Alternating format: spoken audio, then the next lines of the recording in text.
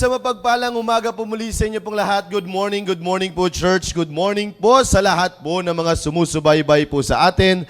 Magmula po dyan sa ating Facebook Live. Isang mapagpalang umaga po muli sa inyo pong lahat. At welcome muli sa paborito nyo pong programang Impormasyong Pangkalusugan. Our very own health program ng The Baptist Church CSI. Salamat sa Panginoon na muli tayo po'y nagsama-sama upang matuto ng karagdagang impormasyon patungkol po sa ating kalusugan. Again, good morning din po sa ating mahal na pastor, Pastor Hilaw Rena, and also sa mga mission churches and mission pastors po natin na nandiyan. Isang mapagpalang umaga po muli sa inyo pong lahat. Alright, at tuloy-tuloy na po tayo mga kapatid. Hindi ko na papatagalin pa.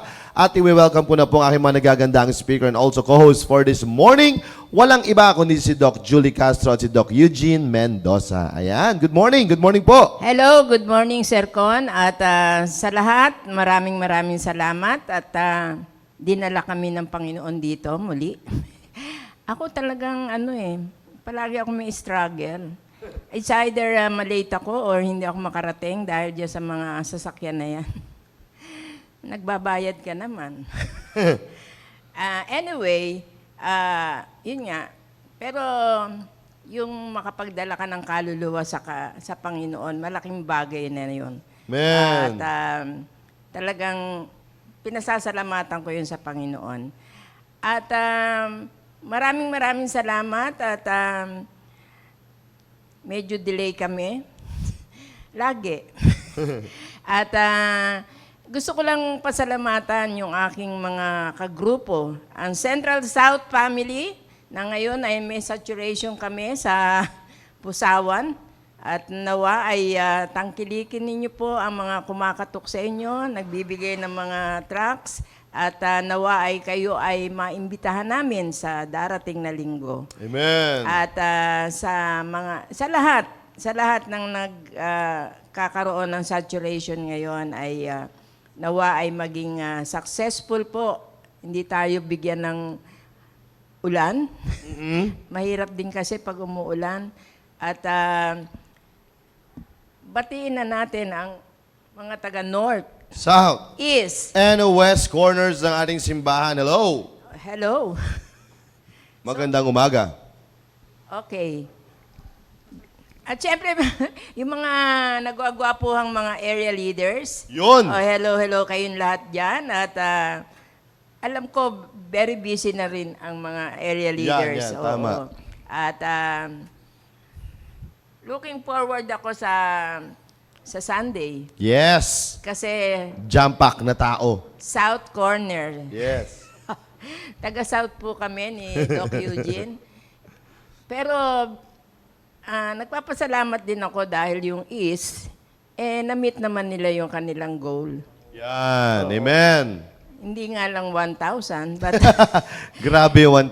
oo, baka sabi ng ibigay mo na sa South yon. Kaya looking forward rin ako for a 1,000 first time visitors. Wow. Mababa ang wag lang tayo magdala ng mga ka-armihan, kanibihan. Hindi, kasi sa na yun sarado na, 1,000 yun. Anyway, maraming salamat at pabatiin ko na pala ang ating guest speaker ngayon. Yan. Oo. Sige po, Doc Eugene.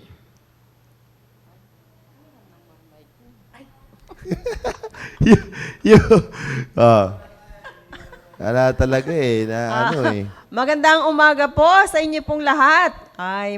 Sa tuwing umaga ay marami pong mga pangyayari na hindi natin inaasahan. Pero maraming salamat pa rin sa Panginoon dahil hindi siya papayag na hindi po tayo matutuloy po ngayon. Amen. At sana nandyan lamang po kayo. At ako din po ay taga-South Corner. Kaya we are looking forward for the last Sunday celebration of a month-long anniversary celebration of the Baptist Church of Taguig. At kung lahat po ng mga nakaraan ay na-achieve po nila yung kanilang mga goals, ay naniniwala pa rin po kami na ipagkakaloob din ng Panginoon yung mga pinagpe-pray po namin na 470. Yes. First grabe. time visitors. 400. Ay, wow. wala pong imposible sa Panginoon pagka Amen, ipagkaloob amen. niya sa amin. At binabati ko po yung mga taga South Corner dyan na nandyan po nagsasaturate po sa kanya-kanyang mga area. At pagpalain po kayo, ingatan kayo ng Panginoon. Okay? Good morning po ulit. Yun, maraming salamat po Doc Eugene at Doc Julie.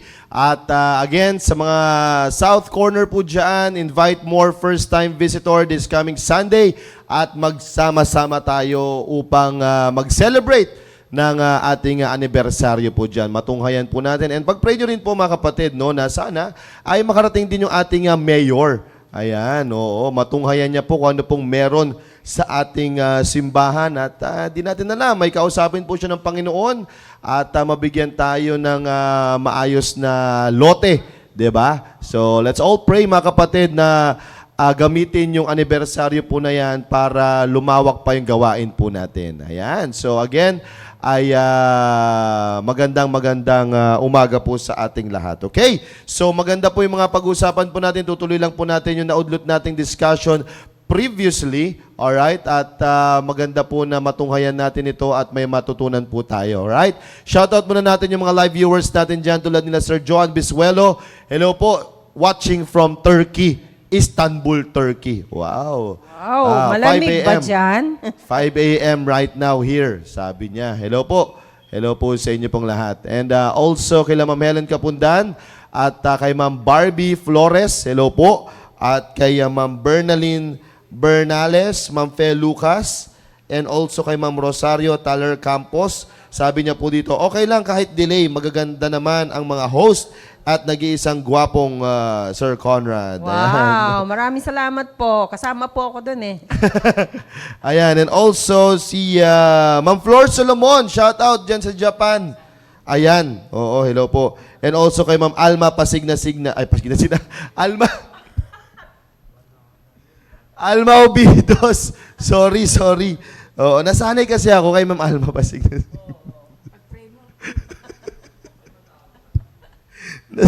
Nasanay kasi ako doon. Lagi siya nanonood kasi. Avid viewer natin yun si Mami. Oo, kaya... Ayan. Umuulan ng snow daw doon sa Japan. Oh, grabe. Oo, hello po. Shoutout po sa inyo. Sana umulan ng pera po dito. Shoutout din kay Sir Abraham Diayon and also, sabi po ni Sir Joan Bisuelo, nag-snow po, Doc. Wow, sa Turkey. Wow. Nag-i-snow daw doon. Padala Ayan. po dito para lumamig. Oo. Ayan. Well, anyway, so sige, patuloy-tuloy na po tayo. Shoutout din kay Ma'am Julie Castañares. Ayan, At hello kay po. Ma'am Susan Chodoro. Yon, ayan, Ma'am Susan Chodoro. Hello po. Shoutout po sa Sige. inyo. Kay Ma'am Blessy Geronimo. Ayan. Sige. At sige po, tuloy-tuloy na po tayo, Doc. At ituloy lang natin yung previous discussion po natin. Alright? At pero sagutin kaya muna natin itong tanong na ito. May unang tanong na agad eh. Oo, sabi ni Ma'am Benaline Bernales, Doc Eugene, yung anong pagkain po para maging malakas at hindi maputla ang anak ko? Yun. Pwede po bang sabihin nyo po kung ilang taon yung baby nyo? Siya pa ba ay milk formula o breastfed ang baby nyo? Or malaki na po yan? Po. Pero, bago nyo po sagutin yung katanungan ko rin po, kung maputla, kayo po mismo ang nakakapansin po nito, ay wag nyo pong i-attribute na sa pagkain lamang po. This is very common to Filipinos. Dalhin nyo po sa inyong center or sa doktor para ma-examine pong maigi. Kasi very common po ang anemia dahil po sa intestinal parasitism. Oh. Very common po yon. Kailan po nyo huling pinurga ang inyong anak? Hindi lamang po yung anak nyong namumutla. Lahat po, kung ilan po yung mga anak nyo, ay wala pong masama na purgahin po lahat sila. Kasi very common po because we are fond of finger food. Kinakamay lang po natin yung mga pagkain natin. Yung mga bata naglalaro, kakain, balik sa laro. O, yung mga ganun po. So, mas maganda, dali nyo pa rin po sa pinakamalapit na clinic o ospital para ma-evaluate pong maigi. Baka iba po yung sinasabi nyo pagkaputla. It's either anemic po siya o talagang malnourished po yung inyong anak. You can comment a follow-up question po dyan para masagot po natin. Ilang taon? Gaano niyo nakatagal na napapansin po nito? May gana bang kumain? Or may gana bang kumain and yet maputla pa rin po siya? Yun po. Ayun, alright. Salamat po, Ma'am Benaline. Alright, hintayin po ni Doc yung inyo pong comment dyan sa ating comment section box. Okay, sige po. At tuloy po natin yung naudlot natin discussion patungkol po sa heart attack. Ayan, maganda po na makita po natin ano bang meron po dito at para magkaroon po tayo ng idea. Saan kayo natapos, Doc, last time? Hindi ko naman Hindi, no? matanda. Kasi 2 weeks na no? Oo. At Pahapyaw lamang po, itong heart attack. Madalas natin sabihin, inatake sa puso. Mind you, ito po ay worldwide. At most or at least the third cause of death worldwide, ang heart attack. Kaya ito po ay hindi very significant itong topic na to na hindi po natin pwedeng ipagwalang bahala. Whether you are is in Asian, Caucasian, o ay mga black, ay wala pong pinipili. Worldwide po, ay ito pa rin po yung isa sa pinakamataas na cause of death. Okay? Next. Ito, magandang, ito ay balikan po natin.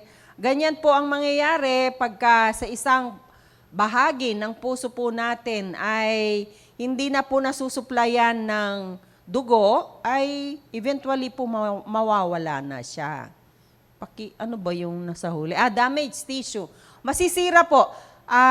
Kasi po, kailangan po ng bawat part po ng katawan natin, yung the smallest tissue or cell, ay kailangan po ng oxygen na dinadala po ng blood vessels po natin. Pag hindi na po nakarating doon, ay mamamatay na po siya. Magiging necrotic po siya. Na later on, yun na po ang magkukos ng stroke or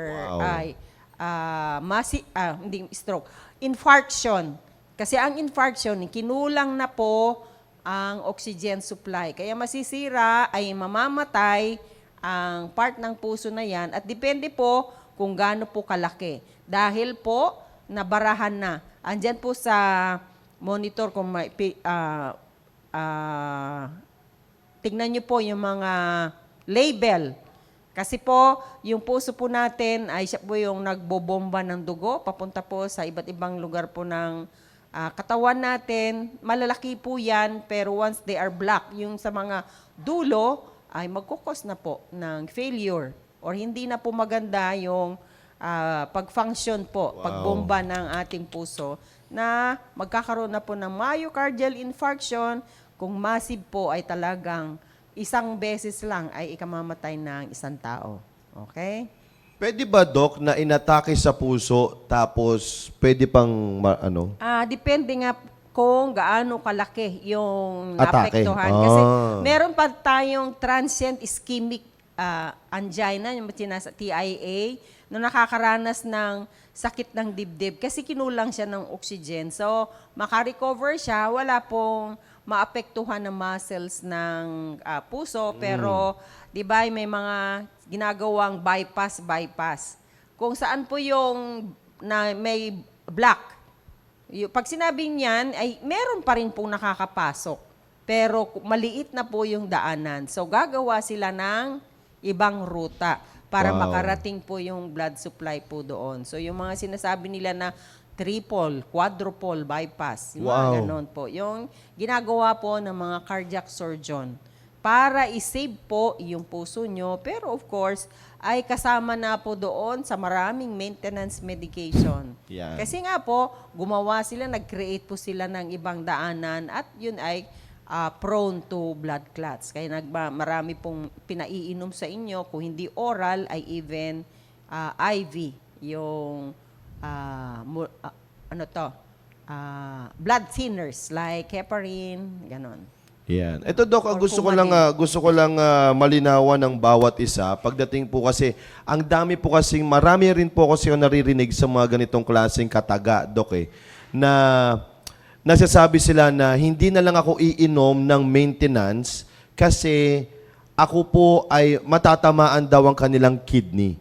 So ano po yung pwede nyo pong, bilang isang doktor, ma'am, ano po yung pwede nyo pong maipayo doon? Kasi madalas ko naririnig yan na ayoko na mag-maintenance kasi ganito ang mangyayari. So, ano bang nun, Doc Eugene? Sige po. Kaya natin sinabing gamot, may gagamutin. O, Yun. diba? Logic lang naman po. Ba't kayo iinom kung wala kayong problema? Pero this time may problema. So, bibigyan natin ng solusyon. So, kung kayo po ay may sakit sa puso, kunyari, hindi na siya makapagbomba. Yan. Makapagbomba ng maayos ang inyong puso. Pag hindi na po siya nakakapagbomba ng maayos, hindi na po normal yung heartbeat. Yun. Hindi rin po normal yung pagdaloy ng dugo. So marami pong maapektuhan. So ibabalik po nila. Arrhythmia ang tawag doon. Yung hindi na po, it's either sobrang baba, sobrang taas, or nag-i-skip beat. Yung ganon. Yung minsan tumitigil. Ay ibabalik po niya sa tamang heartbeat. Hindi lamang po. Di ba ang normal ay 60 to 100. Pag beyond, ay hindi rin po maganda. Pag below, ay hindi rin po maganda. So bibigyan kayo ng mga ganong gamot para ma-regulate po yung heartbeat po ninyo, matutulungan po yung puso ninyo kung paano po siya mag-function. Yun po yung dahilan bakit po kayo binibigyan. Pero at the same time, binibigyan din po kayo ng blood thinner. Kasi po kung hindi po maganda yung daloy, lalo pong lalapot po yung dugo. Yung sasabihin nyo na maapektuhan po yung kidneys po. Pagka nagkasakit po si puso, buong katawan natin maapektuhan. Damay. Yun. Damay po yan. Tama.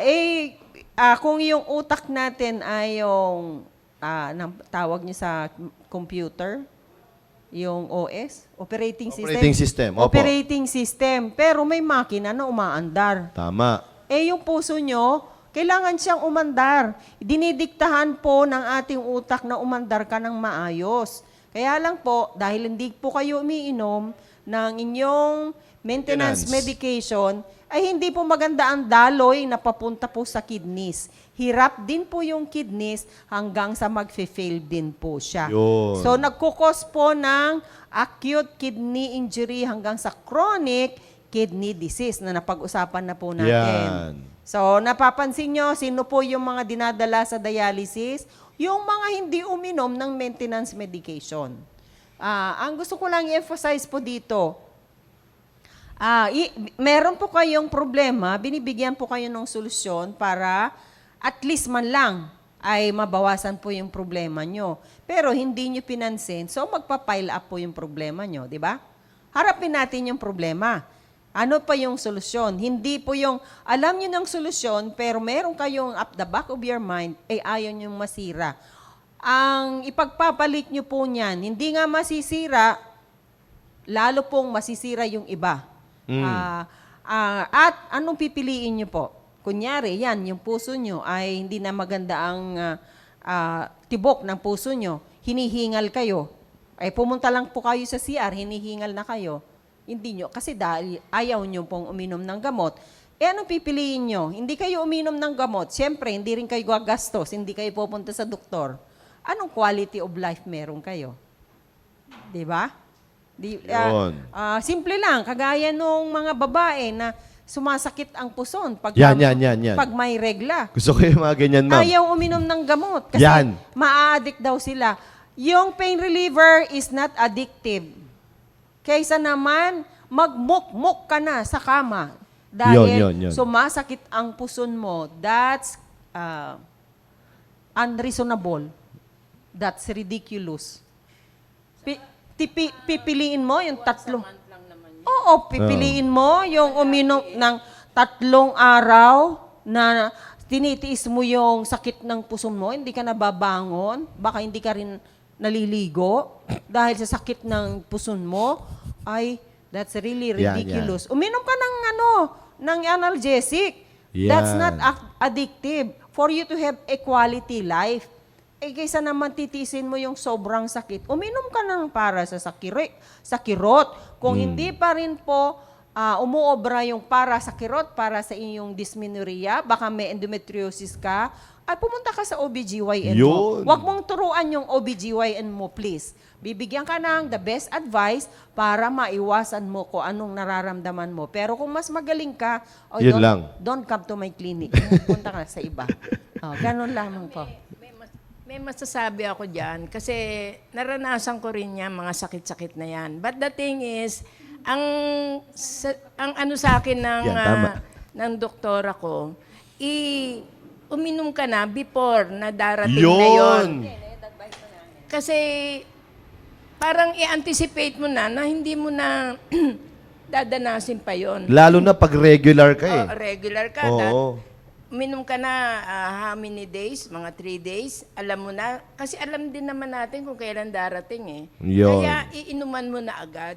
Para nung D-day na meron ka na, wala ka nang mararamdaman. Tama po yun. The rationale of giving analgesic or pain relievers even before your actual bleed, yung actual bleeding days, ay bakit? Ano ba ang gamit? Ito na po yung pinag-usapan natin. Ano ba ang pharmacologic properties or activity ng gamot sa katawan mo? Anong maibibigay niya? Bakit? Hindi pa naman ako nire-regla, ba't mo ako pinapainom ng analgesic or pain reliever? Binibigyan kayo ng non-steroidal anti-inflammatory drugs. Bakit? Kasi po, during menstruation ay may lalabas na prostaglandins. Yung prostaglandins ay kasama sa arachidonic acid. We are going a little bit molecular. Ay, yun po yung nagbibigay ng pain Yun. sensation. Yan. Yung mga analgesic na binibigay sa inyo like mefenamic acid is anti-prostaglandin drug. Yun. Parang nare-recall yung pharmacone, ma'am. No? Parang nare-recall yung ano ko habang nag-aaral ako sa mga ganyang ano eh. Thank you po, ma'am. Bakit? Ano ang anti-prostaglandin drug? Bago pa kayo mag-mens, lumalabas na po yung Yun. prostaglandins na ang gagawin ni mefenamic acid ay makipag-compete sa receptor, cell receptor. So, imbes na lumabas si prostaglandin at mag-effect ay magbigay ng pain sensation, ibablock po ni mefenamic acid. Yun. So, even before bleeding, ay Meron lumalaban na si mefenamic acid na during bleeding, you may have still pain pero Hindi na ganun. hindi na ganun ka Yeah. grabe. So, mina-advise namin, even before, you can take the mefenamic acid during and even after. Kasi po, hindi po para-pareho po ang dahilan bakit sumasakit po ang puson ng isang babae. The most common is adenomyosis and endometriosis. Yung iba, lalo na kung sila po ay naoperahan na ng nilang beses, ay nakadikit na po yung uterus abdominal wall. So, yun po, kung sabi nga ni Sister Julie, if you are bleeding or you are having your menstruation every month, when we say it's regular, your menses come every month. Even in different days. Yeah. But it comes every Every month. month. That's regular. So, whether it comes 21 days or up to 35 days cycle, that's normal. So, paulit-ulit nating sinasabi, minsan kasi mas magaling kayo sa doktor eh. So, tama nga. Huwag na kayong pumunta sa doktor. Kasi useless kung tuturuan niyo po yung doktor. Yun. Ang ano naman dyan kulang sa kaalaman. Yun. Kaya nandiyan ka, Doc Eugene, Yun. para paalalahanan yung mga matitigas ang ulo na yan. Actually, maganda kasi talaga itong talakayin na to. Na-open lang to dahil doon po sa sinasabi ko pong maintenance kanina eh. Kasi talagang marami talaga eh. Kumbaga, simula siguro nung mga lumabas na yung mga, hindi naman sa pangano sa mga natural meds, no? Hindi naman natin inaano yan. Oh, hindi naman natin tayo minemenos yun. Ayun. Kasi At saka, talagang, that's widely accepted. Yeah. Yung mga interactive medicines. Pero, sabi ko nga, yung mga gamot na yan ay hindi po pang emergency. yun, tama.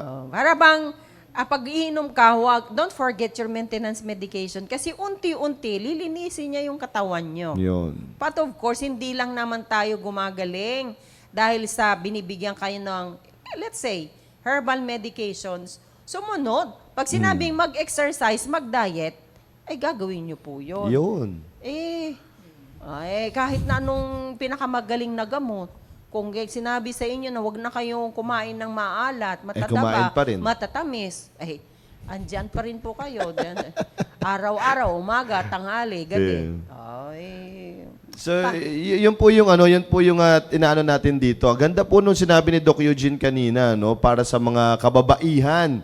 No, wala naman sa lalakihan yun eh. yung menses na ibang mens yun kapag sa lalaki. Yung sa mga kababaihan, lalo na po kapag yung dinidysmenorrhea, yung talagang parang ang sakit-sakit na. Maganda yung sinabi ni Doc Eugene kanina, kapag hindi nadali nung mefenamic acid or nung mga ganon, mga pain relievers, merong problema. May beyond that. Oo. Kaya nga pinapa-ultrasound namin. Yun.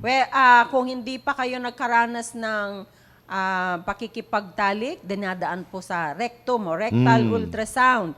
Or kung meron na, transvaginal ultrasound, mas madali pong makita kasi andun na po yung target tissue. Pero we can still perform rectal ultrasound and we can see your problem. Lalo na po yung mga sophisticated machines na po ngayon. May 3D gynae. Ibig sabihin, makikita na yung buong matris nyo through the ultrasound. Galing, no? Grabe na yung siyensya May 5D ngayon. na nga eh.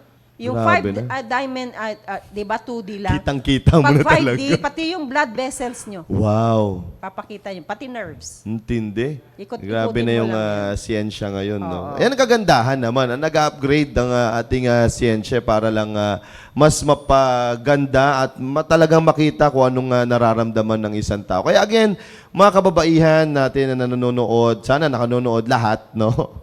Para matuto po tayong lahat. Kasi ang mahirap kapag kunyari, may ganun nga, may mens, tapos mapipin down lang kayo, lalo na kung tayo ay mga manggagawa po ng Panginoon, hindi tayo na ma-maximize. Kumbaga, kaya naman natin eh. Pero kung ganun na nangyayari, mas maganda kung may binigyan tayo ng payo, pwede ka prior na ikaw ay magkaroon, tapos, or during na ikaw ay nagkakaroon, labanan natin. Merong mga pain relievers eh. Pero kung hindi pa rin umobrang dyan, meron pong ibibigay sa inyo ng mga hormones. Na you can take it every day until ma-correct po yung problema ninyo. Yeah. Pero kailangan nga pa rin nun, Doc, nung check-up mo, syempre. check up at saka kailangan talaga makita yun. Magpapa-ultrasound pa rin po. Yun. Hindi pwedeng mawala yun. Yan. So, Pero I kung hope... pero Sige kung po. hindi kayo sumusunod, sabi ko nga, huwag kayong pumunta sa akin. Okay, so... Punta kayo sa akin. wag, iba yun. Ibang mabibigay mo nun. Stay and neuter ang meron Hindi. sa... Ano yan? Ipapayuhan ko kayo na pumunta kay Doc Eugene. Iba kasi yung yung persuade. Yeah. Kasi Tama. kailangan din na, Tama ka Oo, na, di di ba? So, Bakit ka magtitiis? Yun. Na hanggang wakas. Hanggang wakas. Pwede kung meron naman- namang solusyon. May solusyon naman. Totoo at, yan. And mind you, pagka hindi po na-correct yan, kung nag-asawa kayo, problema nyo pa rin yan. Totoo hindi kayo yan, totoo yan. mabubuntis. Hindi po kayo mabubuntis. Ano ba gusto nyo pag nag-asawa kayo? Di ba gusto nyo magkaanak? Kaya Tama. dapat habang hindi pa, ay makorek nyo na. Yeah. Kasi nga sabi mo nga, Doc, dyan, parang kumakapal ng kumakapal Yeah. yan eh. Yun yung nangyayari. Oo. Sige, iba na, kumapal na lang yung ibang... wag na. Anyway, so ako mga kapatid, lagi kong ano yan, kumbaga nire-remind. Sana talaga naririnig po ito ng napakaraming mga kababaihan na they're really suffering na ayokong minom. Kumbaga nagtitis lang sa hot compress, ganun lang sila. Hindi ganun pwede lang yun. hot Ala, compress. pati yung ano nyo, yung voiding through the urine and the feces, maapektuhan po yan. Yung kung meron kayong endometriosis, pag hindi po naagapan, ay dadami ng dadami hanggang sa magkadikit-dikit na po yung bituka nyo, magkadikit-dikit, na, dumikit na Kawawa rin yung naman. matris nyo sa pantog, ay lalong sumasakit. Kasi pa, excuse me, kasi po, kabang kayo ay nagme-mens, ay these are hormone sensitive. Kaya kung nagme-mens kayo, ay meron din pong konting bleeding. Na buti yung mens ay lalabas po sa puwerta. Paano yung bleeding outside the uterus? Wala Oh. siyang labasan. So that explains the pain. Bakit po sumasakit? Hindi lamang po naglalabas po sila ng minimal bleeding, nagko-contract din po. Kaya po sobrang sakit yan. Kaya ang problema, habang nagbi-bleed, dumadami siya. Yun. O, di ba? Alright, sige po. At puso na pag-usapan natin. Napunta Napunta tayo sa meds eh. Hindi. Tanong mo yun Tanong eh. ko nga yun eh, kasi sa Kaya maintenance. sinasagot, oo. Sa maintenance. Kasi marami talaga nagtatanong niyan, Doc. Hindi lang siguro na-comment nila dito kasi baka... Yung mga nanonood sa atin ay hindi na sila nireregla. kasi ano yan? Usually, mga young people Oo. yan, no? Ano yan eh, kumbaga, pagdating sa maintenance at pag-inom ng gamot, diyan madalas talaga natatakot na ang tao. Hindi ako inom ng gamot kasi, ayan, may mga ganyang klaseng Ito lang ang kaisipan good natin. news yan. lang naman. Para just to convince you.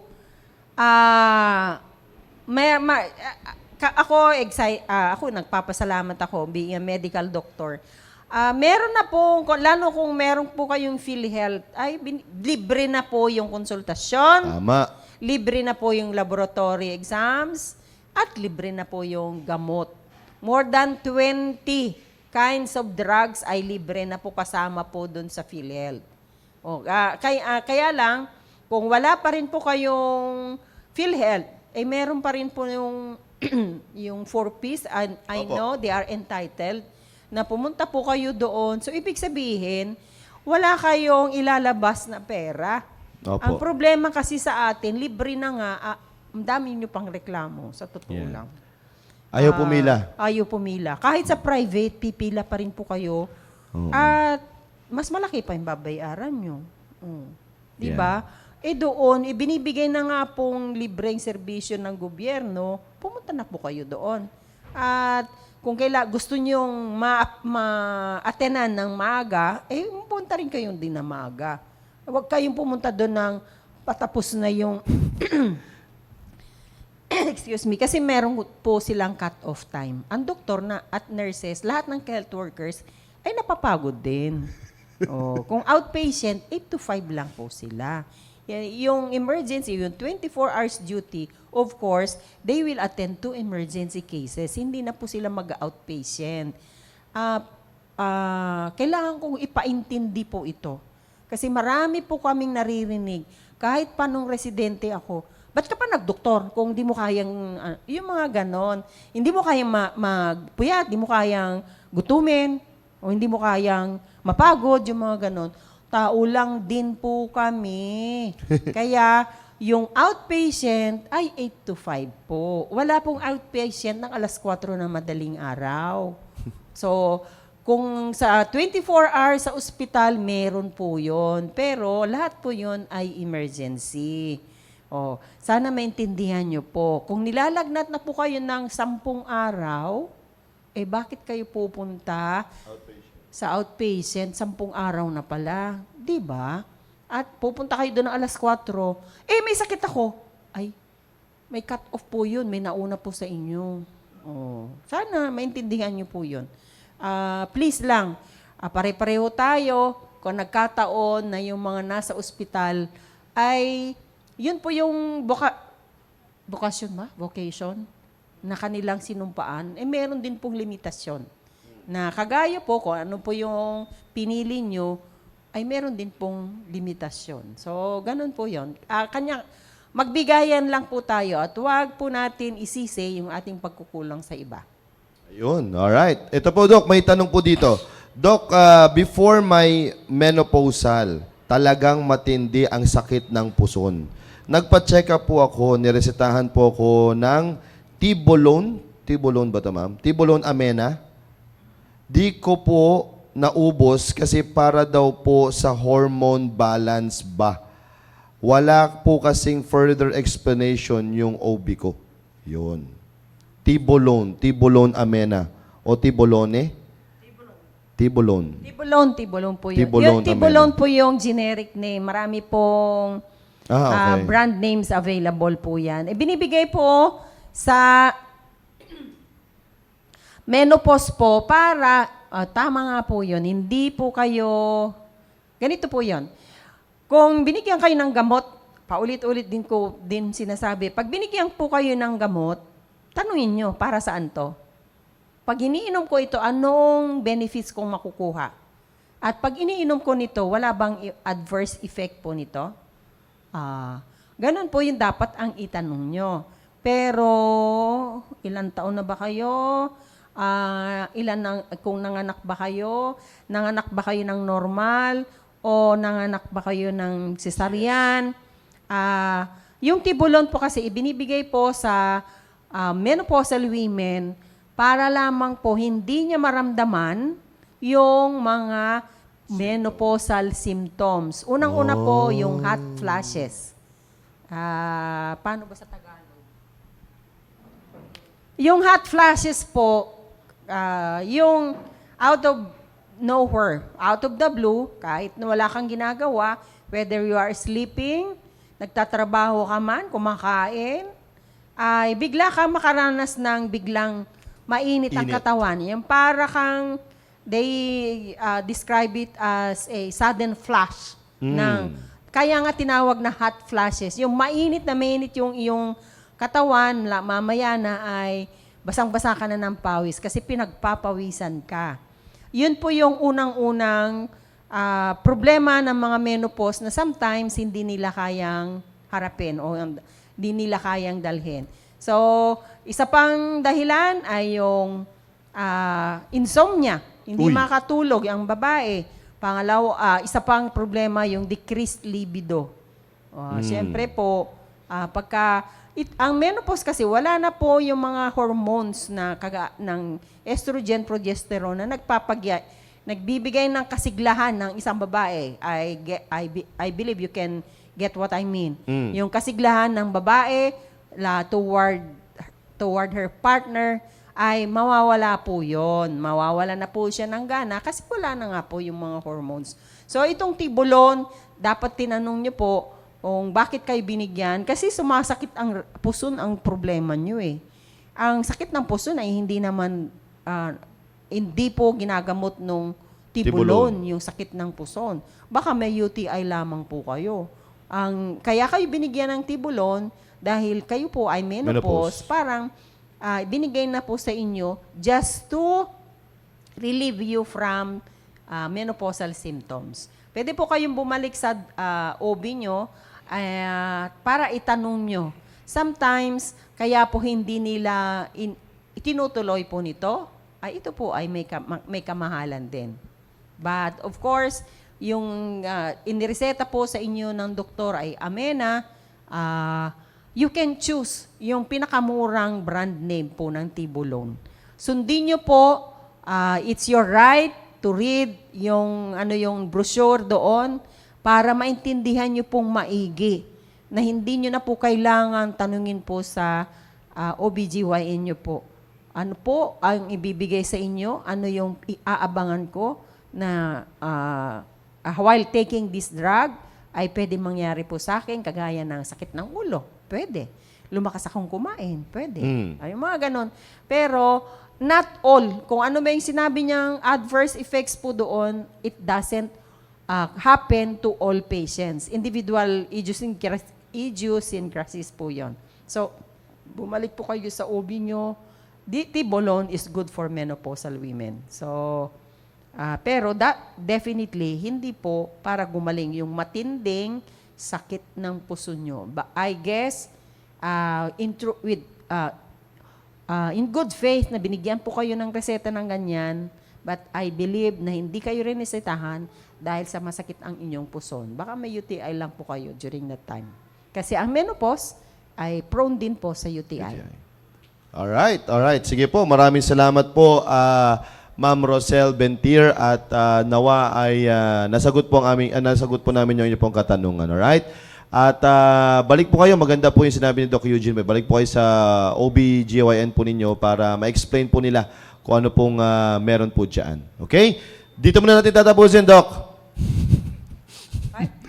Di ba natin tatapusin? Merong din naman siyang Sabi po yes ni Ma'am. po, mahal, Doc. 1K plus. Mahal pala yun. Every month po kasi yun. Tuloy-tuloy yung pag-inom. Mura na nga po yan. Kasi yung ibang brand, 2,000 plus. Pero ma'am, pag kunyari nakalampas ka na ng menopausal, okay na, pwede mo nang Sabi ko nga po, you can still take the drug. Okay, pwede pa rin. You can still take the drug. Akala, Kasi nga, ganun talaga pala, pong no? para sa mga menopause. Sabi niya, nakalampas na po sa menopausal stage. Good for you po. Kasi not all menopausal women ay umiinom din naman ito. I Yeah. guess pati yung magandang katabi ko nito, hindi naman umiinom. Ay, oo. Wala ako ininom. Yun nga. Wala rin akong ininom. Awa ng Oo nga Diyos. pala, nung discussion pala natin yan, hindi lahat Hindi lahat. nakakaranas. Pero kung hindi kasi kayo, there are some women na hindi nila alam kung paano po nila harapin ang menopause. Oh, yeah, tama. So, kailangan nyo pong pumunta sa doktor. Oo. So, sa biyaya ng Panginoon, walang kukontra, hawak namin ang microphone. Maganda pa rin po kami. Yon. Pero hindi Naman. hindi po kami uminom ng anumang para sa menopause. Sa biyaya ng Panginoon.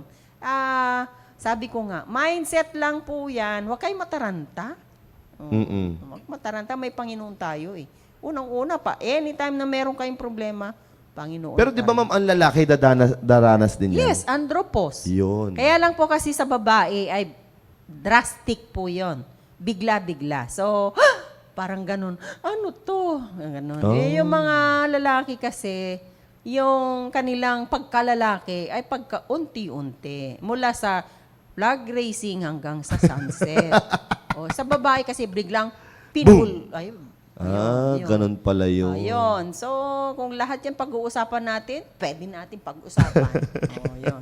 Napunta na tayo sa iba-iba. Pero anyway, maganda po yung ating usapin ngayong araw po na ito. Alam ko naman mga kapatid, marami po kayo natutunan. Sana, lalong-lalo na sa mga kababaihan po natin na nandiyan. At sana ay wala na pupunta sa klinik at magtatanong. Pag kayo merong may ganyan, ibibigay ko sa inyo talaga may penamic acid. Hindi ko na bibigyan ng hot compress. Inuman nyo yan para gumanda ang inyo pong pakiramdam. Ayan, sabi niya, thank you, Doc. By God's grace, sa dami ng symptoms, nakayanan naman. Yun. Nga po, mind setting lang po yan. We should grow old gracefully. Menopause is a physiologic response of the body, so we can go through it gracefully. Yun. Amen. Maraming salamat po, mga kapatid, for being with us at napakagandang mga talakayin. At sabi ni Ma'am Ellen Hermoso Redil, yes, napakaganda pa rin ng mga doktor natin, Doc Eugene and Doc Julie. Happy Yan. anniversary po, Ma'am Ellen. Maraming salamat. Alright. Okay. Sige po, Doc Julie, baka may gusto mo na sabihin sa mga live viewers natin. Ang parang nakita ko lang dito sa usapan natin. Yeah. Kaya medyo maganda ang mga menopausal stage. Yan. Nakas- Talaga naman. Pinasubalian na talaga eh. Oo, hindi. Gusto ko lang ipaalam sa inyo na ako yun din yung taong matanong ako. Lalo na sa aking OB-GYN. Isang sikreto yon na dapat alam nyo kung ano mga tatanungin nyo, ano nararamdaman nyo. Tanong nyo na itanong. Kasi bakit? Yun ang naging dahilan na lumagpas yung menopausal stage ko na yan nang wala akong problema. Yun. Bakit? Kasi meron nag-alaga sa aking OB-GYN na sinasabi niya, ganito Julie ang mararamdaman mo, eto maano mo. So, ahead of that alam mo, hindi yung bigla, yun nga sabi nga, biglang darating yan, ganyan-ganyan. Parang may pag ganun-ganun pa si Doc Eugene. Pero talaga pong hindi mo alam. Yung iba nga nasisira pa ulo. Ay, Pero, oo. Kaya dapat talagang magtatanong kayo kasi, bakit ganito nararamdaman ko? Palagi akong merong palpitation. Bakit ako may sakit palagi ulo ko? Kasi sasabihin ng doktora mo, ng OB-GYN mo, na ganito yan, ganito. Nalalaman mo tuloy na Man. may mga hormonal imbalances ka, kaya yun po ang gusto ko lang ipaano sa inyo. Dapat meron kayong close contact with your... Close contact ba yun? Yeah. With your, Good rapport. oo, with your doctors. Kaya yun lang po ang masasabi ko kasi para maiwasan natin, wag po yung sabi nila. Dapat sabi ng doktor. yun. Sabi ng doktor. Para maibsan nyo ang mga worries, mga na nakakabawas sa ganda. Yan. Yun po ang doon. Kaya, yun lang. Akin lang naman, sa mga kababaihan, kung nakuha nyo na po yung confidence ng doktor at yung kayo, pwede nyong sabihin, even the smallest secret, pwede nyo pong tanungin po sa inyong OBGYN patungkol po sa pagkababae nyo. Hindi po yung chismis na, hindi na marites yon. Ang ibig kong sabihin, kahit yung pinakasimpleng problema nyo po, hindi lamang po patungkol sa menstruation, kundi pati yung sa partner nyo na. So, we can talk about it. Tayo lang ang nakakaalam na hindi naman, we have a data privacy na kahit nakakatuwa, nakakainis, or mali yung pinag-uusapan natin, we can talk about it bilang babae. Man. Para maibigay po sa inyo yung tamang advice po ito ang dapat mong gawin kasi wag naman yung wag niyo man amang sabihin na ba't ang dami niyong alam? Pinag-aralan din po namin 'yan. Itinuro din po sa amin 'yan. Yung physiology ng katawan natin. So pati yung sexual act ay tinuro din po sa amin. Bakit po tumataas ang hormones? Bakit during ito, wala nang mali siya. Even sexual act, ano yung tumataas? Yung mga ganon. Bakit ganitong response ng katawan ko? Yung ganon. So, we can talk about it. Tayo lang. No? Kung pwedeng di rin makinig yung asawa nyo, tayo lang din. Pero kung may problema po, lalo na sa menopause, maganda rin nakasama na nyo yung asawa nyo para lalo po Yun. kayong maintindihan kung ano ang nangyayari po sa inyo. Kasi during menopause, maraming mga babae, tama po yun, psychologically unstable, na sila na po ay may maling hinala. Pinagkahinalaan na nila yung kanilang partner. Yung ganyang kahinaan ay inililipat niya sa kanyang asawa. So, maganda na mag-usap tayo na makasama nyo yung inyong asawa. Para yung inyong asawa din, tatanungin niya, bakit ganyan siya? Yung mga ganon. Pero, the bottom line is, when you are spiritually high, spiritually healthy, everything is healthy. And everything is good and everything is beautiful. Di ba? Amen. Maraming salamat po. Sabi po niya Sir Rick Belmonte, yes po, napakagandang mga doktor pa din at ang gandang usapin. Lahat dito ay nakakatulong po talaga sa amin. Sis Tang, sabi po niya. Si Ma'am Tang daw po yun. At nakikigamit lang daw po siya, empty bat daw. Salamat sa programang ito. Amen. Amen. Maraming salamat po, Ma'am Tang, at sa mga kasama niyo po dyan. At again, maraming salamat po sa lahat ng mantabay at lahat po na nakapakinig ngayong araw po na ito. At keep tuning in. Mamaya maganda po yung mga pag-uusapan dyan sa ating programang The Baptist Lunch. Mga young people, na pwede po makasubaybay. Keep tuning in po dyan. Kaya, wag po kayong aalis dyan. Susunod na po ang The Baptist Lunch. Again, have a great day and have a blessed day to you all.